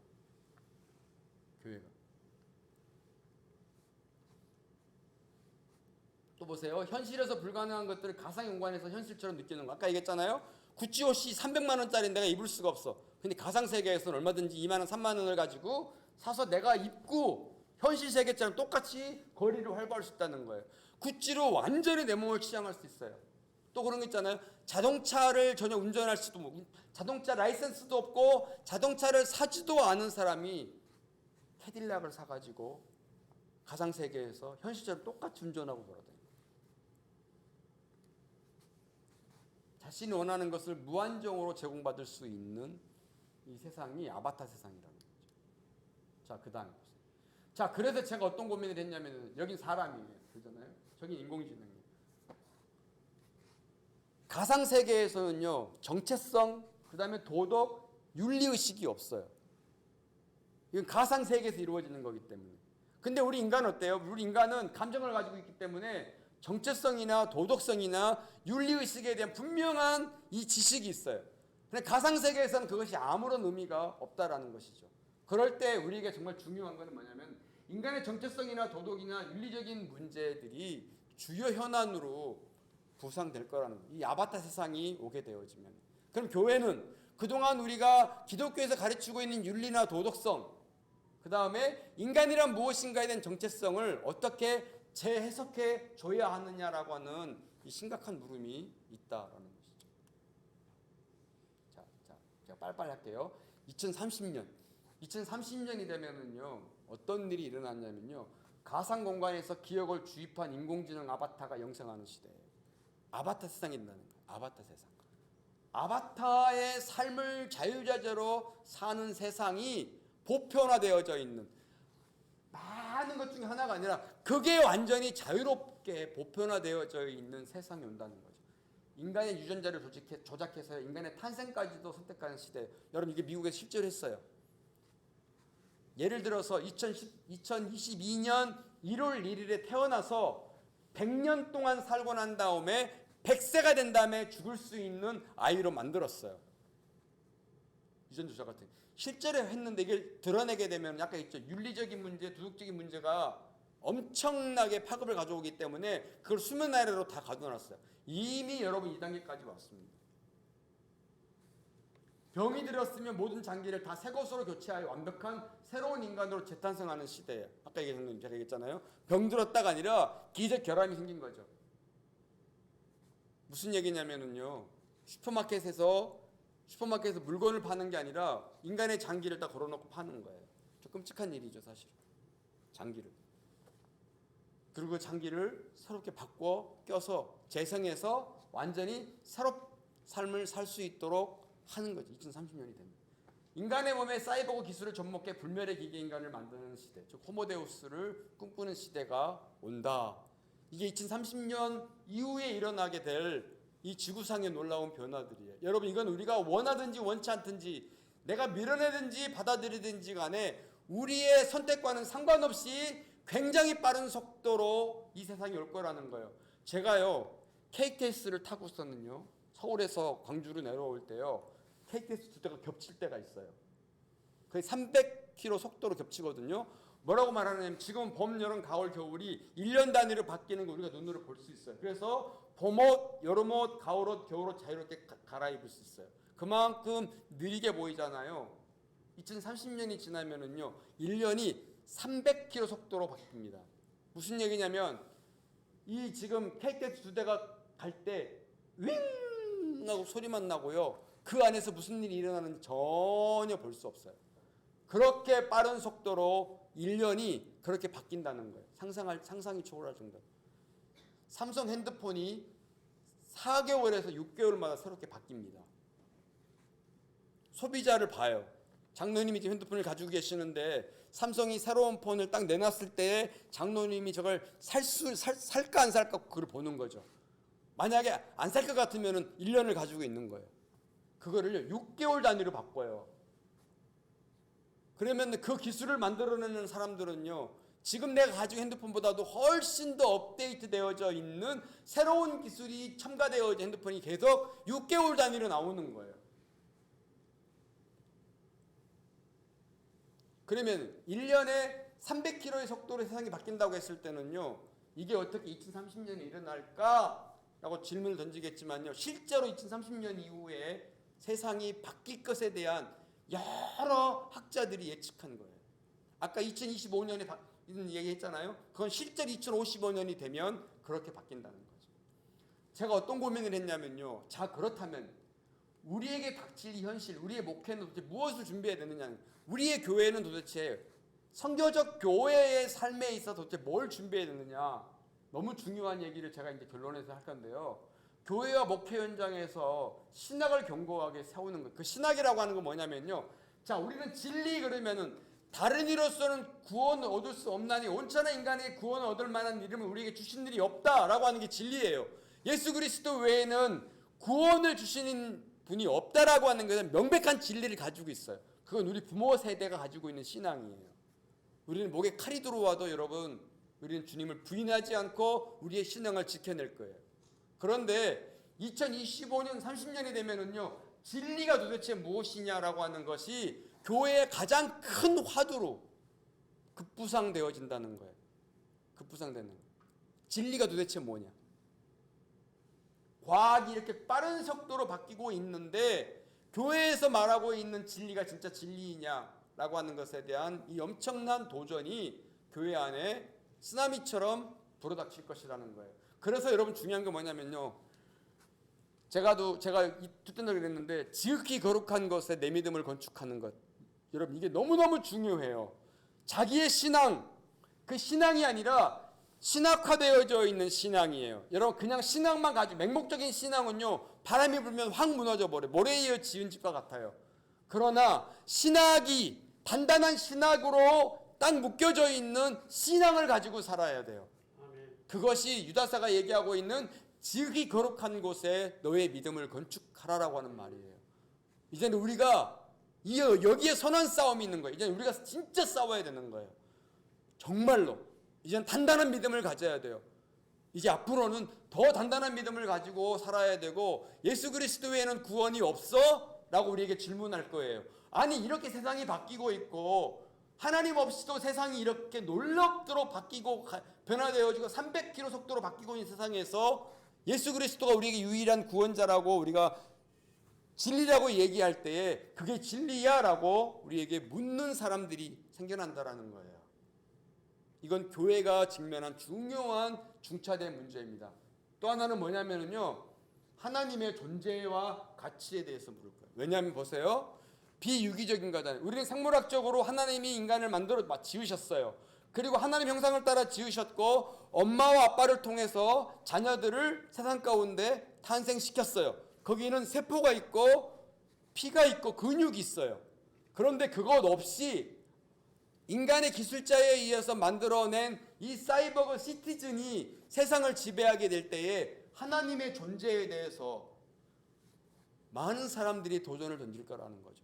정말 하나님이 계셔?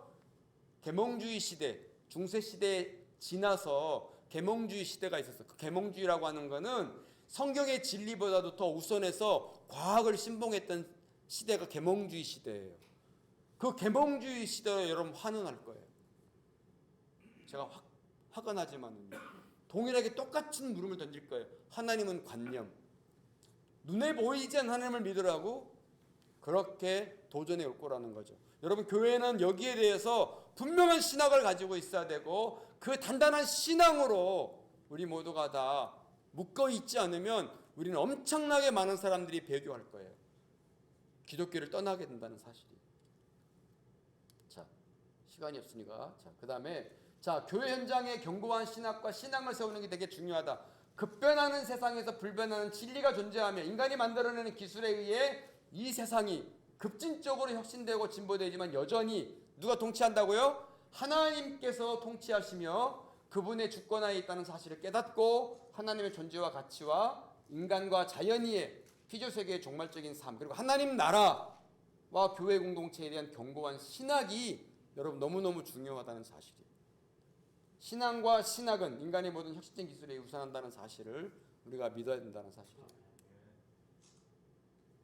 미션 플랫폼을 구축하는 거예요.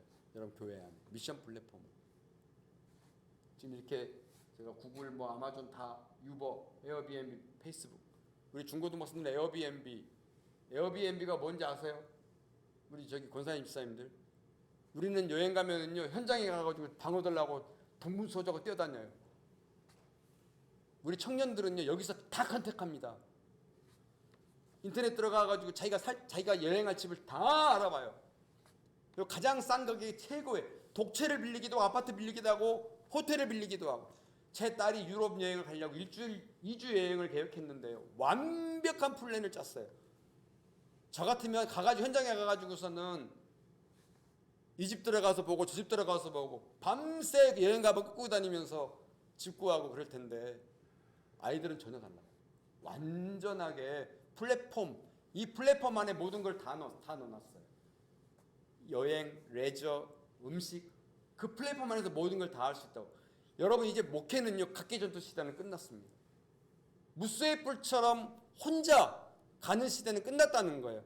교회들이 연대하고 연합하고 협력해서 함께 플랫폼을 만들어 놓고 그 플랫폼 안에서 다양한 정보를 서로 공유하고 이렇게 급변하는 세상에서 교단을 초월해서 어떻게 하면 여전히 하나님이 우리의 주가 되시고 진리가 존재한다는 사실을 교회가 세상에 전하고 알릴 것인가에 대해서 서로 협력하고 플랫폼화되어져 있는 것을 만들어내지 않으면 이제는 홀로 무쇠의 뿔처럼 혼자서 가는 시대는 끝났다.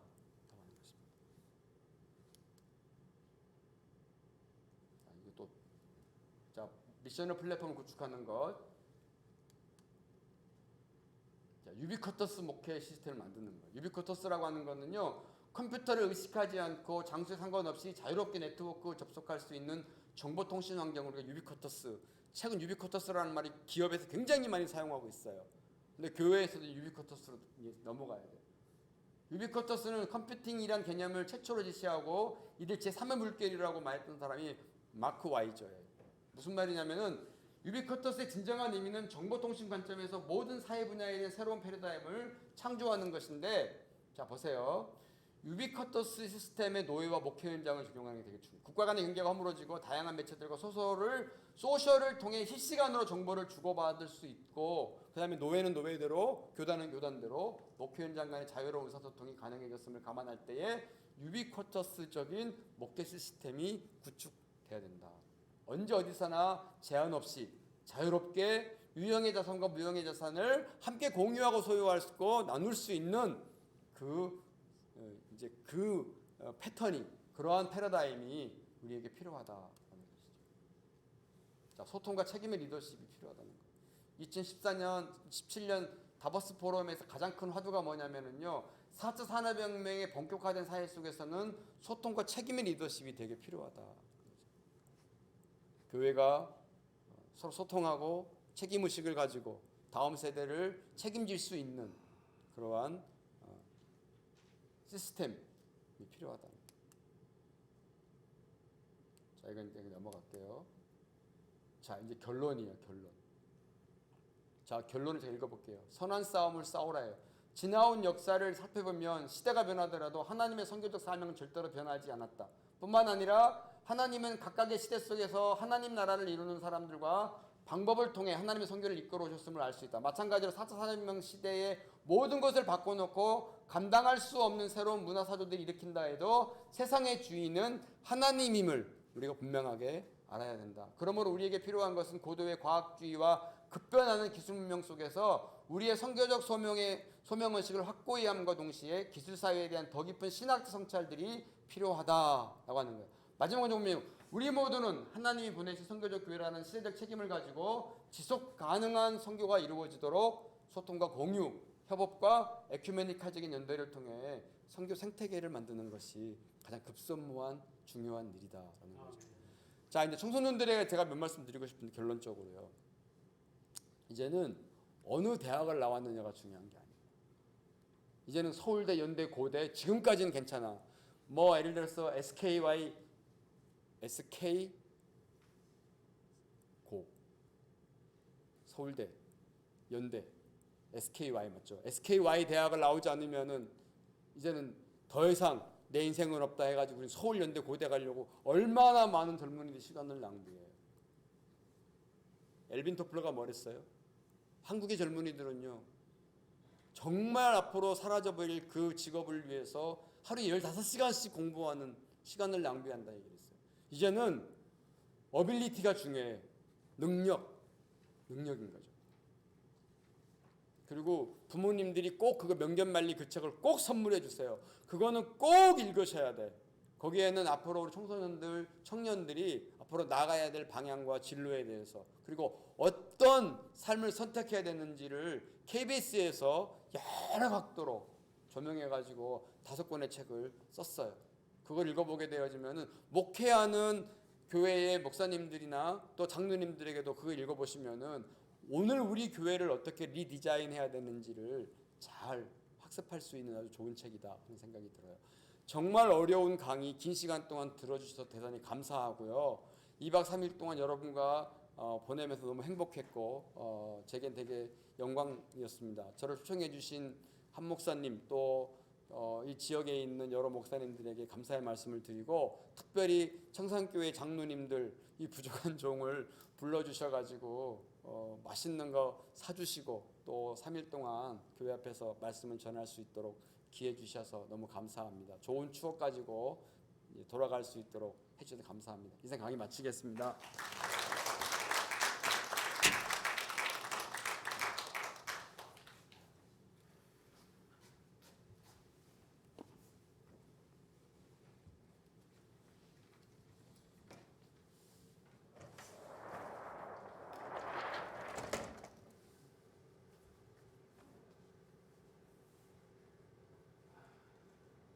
저는 개인적으로 큰 도전과 또 은혜를 받은 시간인데 여러분 어떠셨는지 모르겠습니다. 좀 어려운 그런 강의였을 것 같긴 하지만 참으로 변화되는 세상 속에 교회가 어떤 제목을 가지고 기도해야 할지를 아는 그러한 시간이 되었을 줄로 믿습니다. 정말 이 세상은 빛의 속도로 변화되고 있습니다. 정말로 그렇습니다. 우리가 이제 늘 이렇게